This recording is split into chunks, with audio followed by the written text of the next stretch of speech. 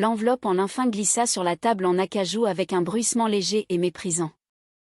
Elle s'arrêta juste à côté de mon verre à eau en cristal, légèrement de travers, comme une intruse malvenue dans la symétrie parfaite de ce dîner de famille. Je la fixai, puis je relevai les yeux vers Bérénice, la mère d'Adrien.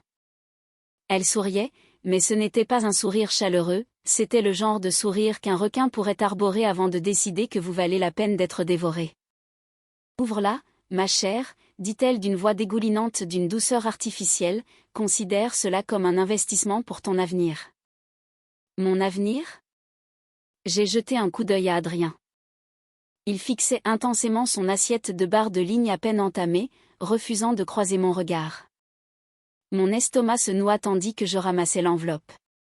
Elle semblait légère, insignifiante. À l'intérieur se trouvaient 15 billets de 100 € flambant neufs. 1500 €. Je levai les yeux, confuse. Est-ce un cadeau ? Demandai-je, bien que je connaisse déjà la réponse. Bérénice rit, un tintement cristallin qui s'accordait parfaitement à l'argenterie qui nous entourait. Oh, ciel, non. C'est une allocation de savoir-vivre. Nous appelons cela le fonds d'excellence pour Camille. Elle se pencha en avant, sa voix tombant dans un murmure conspirateur que tout le monde à la table pouvait parfaitement entendre. La titularisation d'Adrien à la Sorbonne approche. Et honnêtement, ma chérie, ce look de petite chercheuse de province, c'est charmant de manière désuète, mais ça ne conviendra pas pour le dîner de la faculté. Nous avons besoin que tu sois polie, transformée, avant que tu ne lui fasses honte. Le silence qui suivit fut absolu. Je regardai l'argent dans ma main, puis Adrien, attendant qu'il parle, qu'il me défende, qu'il dise quelque chose, n'importe quoi. Mais il continuait simplement à découper son poisson, le couteau grinçant contre la porcelaine dans une cadence rythmique et lâche. Je n'avais pas mis cette robe pour les insulter. Je l'avais mise parce que dans ma vraie vie, je ne m'habille pas pour un public, je m'habille pour le laboratoire.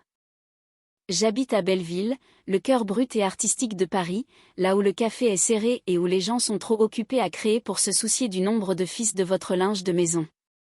C'est là que j'ai rencontré Adrien. Il était assis dans un box au fond de mon café habituel, corrigeant des copies avec l'air intense et le front plissé d'un homme qui croit être la seule personne dans la pièce à avoir des pensées profondes. Je portais un sweat à capuche, tapant frénétiquement un appel contre le rejet d'une subvention sur mon téléphone. Il a vu une chercheuse épuisée et en difficulté. Il a vu quelqu'un qui avait besoin d'être sauvé. Et Adrien adorait jouer les sauveurs. Pendant 2 ans, il a tenu le rôle du protecteur intellectuel. Il aimait m'expliquer l'histoire de France, m'offrir des dîners dans des brasseries italiennes de milieu de gamme avec l'air bienveillant d'un roi nourrissant une paysanne. Il aimait l'idée que lui, le maître de conférences au nom de famille prestigieux, soit le pilier stable. Il ne m'a jamais posé de questions sur les détails de mon travail. Pour lui, mes recherches en biotechnologie n'étaient que de mignonnes petites expériences scientifiques, un passe-temps qui payait à peine le loyer. Il ne savait pas qu'il y a 18 mois, ma start-up avait été rachetée par un grand conglomérat pharmaceutique. Il ne savait pas que le rejet de subvention qu'il m'avait vu taper était en fait une négociation pour un accord de licence d'une valeur de plusieurs millions. Il ne savait pas que mon chèque de dividende mensuel correspondait à peu près à ce qu'il gagnait en 2 ans. Je ne lui avais pas dit, non pas parce que je voulais le tromper, mais parce que j'avais besoin de me protéger. J'appelle cela l'armure d'invisibilité. Quand on est une jeune femme dans la tech de haut niveau, l'argent change la façon dont les gens vous regardent, il vous transforme d'une personne en une opportunité. Les hommes arrêtent de regarder vos yeux et commencent à regarder votre valeur nette. Soit ils sont intimidés et partent, soit ils deviennent avides et restent pour les mauvaises raisons. J'avais déjà été échaudée par des hommes qui aimaient mon ambition jusqu'à ce qu'elle commence à rapporter plus que la leur. Alors, j'ai mis l'armure. J'ai laissé le monde voir le chignon décoiffé et les baskets usées. J'ai laissé voir la scientifique en galère. C'était un filtre. Je voulais savoir si quelqu'un pouvait aimer Camille. Juste Camille, la fille qui brûle ses tartines et pleure devant les publicités avec des chiens, sans l'auréole dorée du succès. Je voulais être aimée pour mon âme, pas pour ma solvabilité. Je pensais qu'Adrien était le bon. Je pensais qu'il m'aimait pour mon esprit, pour ma résilience tranquille. Je n'avais pas réalisé jusqu'à ce soir, assise à cette table sous le regard froid de sa mère, qu'il ne m'aimait pas pour ce que j'étais. Il m'aimait pour ce qu'il était quand il était avec moi. Il aimait se sentir supérieur. Il aimait le contraste. Je n'étais pas sa partenaire, j'étais son œuvre de charité. Et en regardant les 1500 € posés sur la table, j'ai réalisé que pour sa famille, je n'étais même pas cela. J'étais une tâche qu'ils essayaient de javeliser. Bérénice souriait toujours, attendant que je prenne l'argent, que je dise merci, que je sois reconnaissante pour ses insultes. Elle pensait regarder une pauvre fille qui ferait n'importe quoi pour appartenir à leur monde. Elle n'avait aucune idée qu'elle regardait la femme qui pourrait racheter tout leur quartier. L'armure avait trop bien fonctionné. Elle m'avait montré exactement qui ils étaient, et il était temps de l'enlever. L'enveloppe n'était que l'ouverture.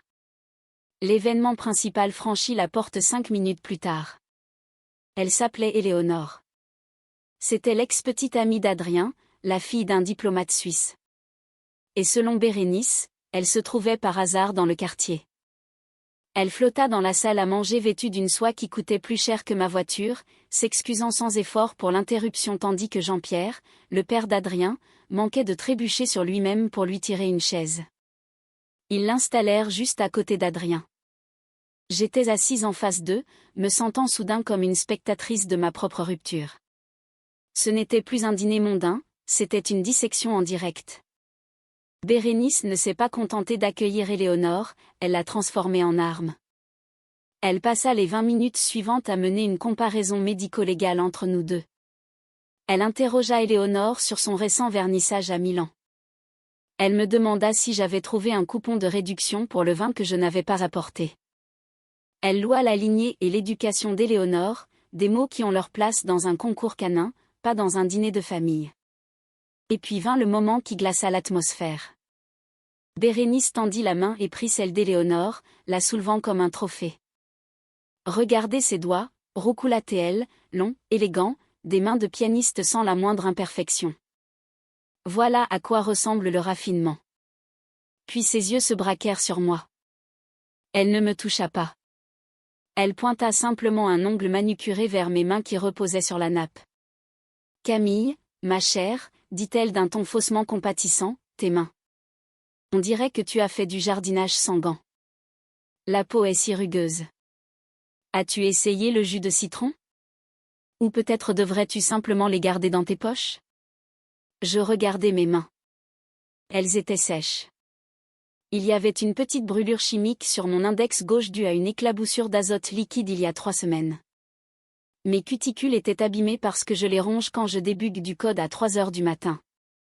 Elles n'étaient pas élégantes, c'étaient des mains de bâtisseuse. Ces mains avaient construit une machine de séquençage actuellement utilisée pour identifier des marqueurs génétiques rares dans les cancers pédiatriques. Ces mains avaient signé les documents assurant la liberté financière de chaque employé de mon entreprise. C'étaient des outils, pas des ornements. Pour Bérénice, elles étaient juste laides. Je regardais Adrien. C'était son moment.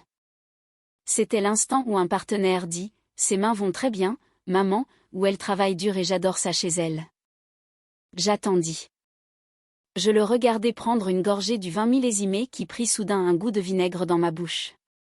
Il ne regarda pas mes mains. Il regarda Éléonore et sourit. C'était un petit sourire nostalgique, celui que l'on réserve au chemin que l'on n'a pas pris. Dans ce silence, la température de la pièce sembla chuter de 10 degrés. Je réalisai que pour Adrien, Éléonore était un miroir reflétant la vie qu'il pensait mériter, galerie d'art, diplomate, aisance.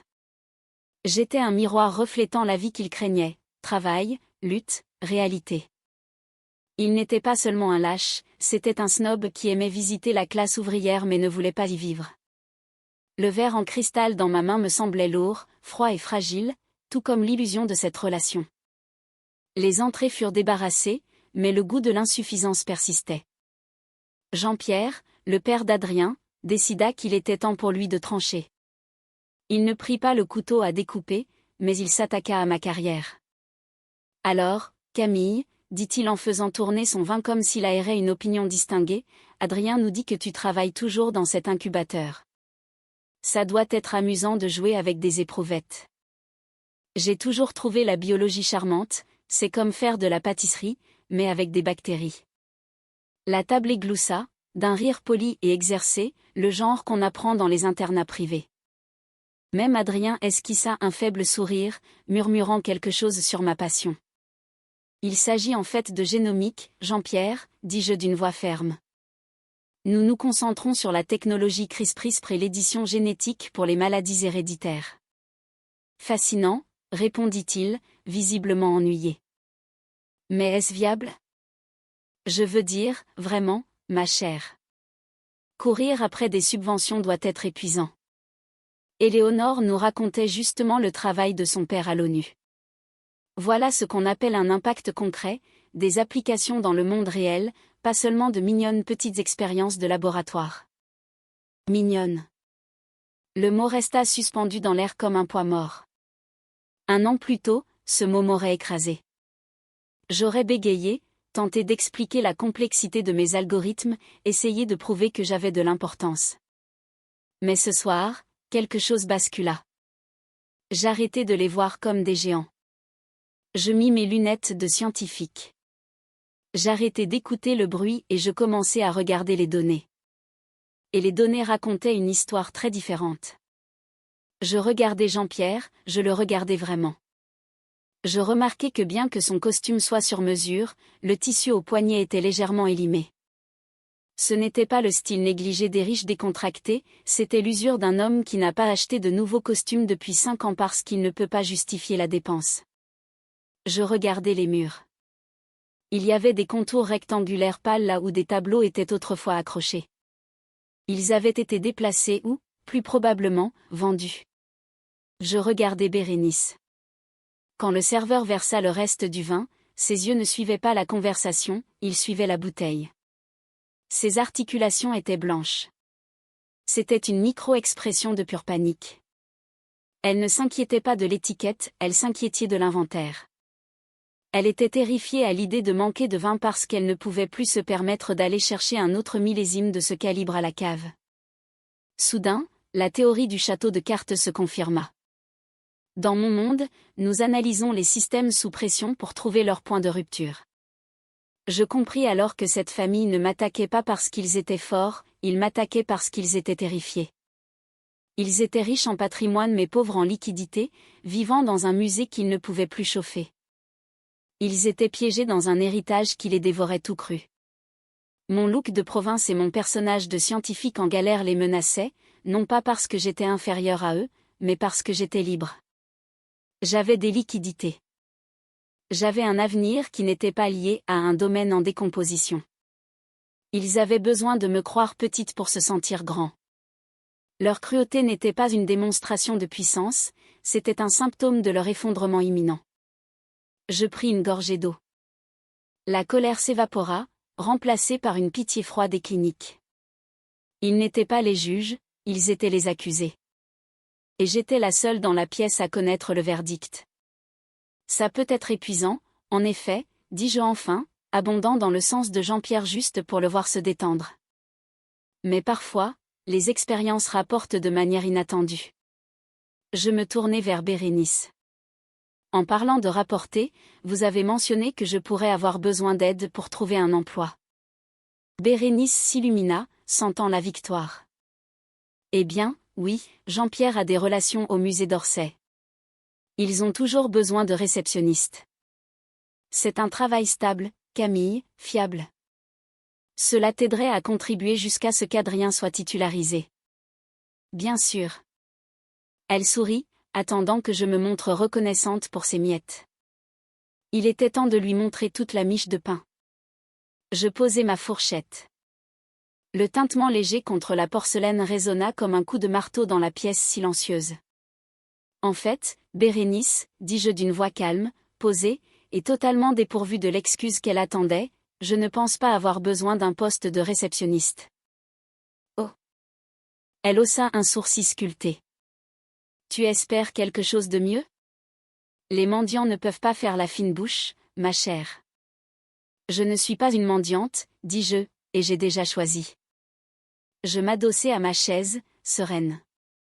Ma start-up n'a pas seulement été financée, Jean-Pierre, elle a été rachetée il y a 18 mois par Novartis. Son verre se figea en l'air. Pour combien? Assez pour que mon dividende mensuel soit de 85 000 euros. Un silence de mort tomba sur la pièce. Bérénice fixa les 1500 € qu'elle venait de me donner comme s'il s'agissait de billets de Monopoly. Adrien bafouilla, confus, « Mais tu t'inquiètes toujours pour ton loyer ?» « Je m'inquiète pour la paix de mes employés et le taux de consommation de capital, » répondis-je. « J'habite à Belleville parce que j'aime cet endroit, pas par nécessité. »« Pourquoi ne me l'as-tu pas dit ?» demanda-t-il. « Pour voir si tu m'aimais, ou si tu aimais juste l'idée d'être au-dessus de moi. » Je me tournai vers ses parents. « Votre allocation de savoir-vivre a été très instructive. » Jean-Pierre essaya de reprendre contenance. Il se vanta que leur fondation venait de s'assurer un donateur providentiel de 2 millions d'euros qui transférerait les fonds le lendemain matin. « Je sais, » dis-je. « C'est moi, la donatrice. » Je fis glisser mon téléphone sur la table. Sur l'écran, donateur Camille Meunier. Montant, 2 millions d'euros. Statut, programmé. Leurs visages se décomposèrent. Jean-Pierre murmura, « Mais tu es censé être fauché. » Je suis une investisseuse, et j'ai financé votre fondation anonymement parce qu'Adrien m'avait dit à quel point cette maison comptait pour vous. Je pensais que sauver votre héritage me vaudrait une place à cette table. J'appuyai sur l'écran. Transaction annulée. Le téléphone de Jean-Pierre émit un signal sonore. Le sang se retira de son visage. La dotation s'était envolée. La charité doit être embarrassante pour des gens comme vous, dis-je en me levant. Adrien supplia, « Camille, je t'aime. On peut arranger ça. » Non. Tu aimais l'idée de me sauver. Je n'ai jamais eu besoin d'être sauvé. Je sortis, laissant l'enveloppe sur la table. Le lendemain matin, je réorientai les 2 millions, non pas vers mon compte, mais vers l'Université de Paris pour créer la bourse Dignité pour les jeunes filles défavorisées dans les filières scientifiques. 6 mois plus tard, le domaine familial fut vendu. Adrien essaya de m'appeler, je n'ai jamais décroché. J'étais trop occupé à ouvrir mon nouveau laboratoire, avec 45 employés qui comptaient sur moi. Je porte toujours mon chignon décoiffé et mes baskets. Et les soirs de travail tardif, en regardant les lumières de Paris, je souris. Non pas parce que je suis riche, mais parce que j'ai enfin décidé de ma propre valeur par moi-même.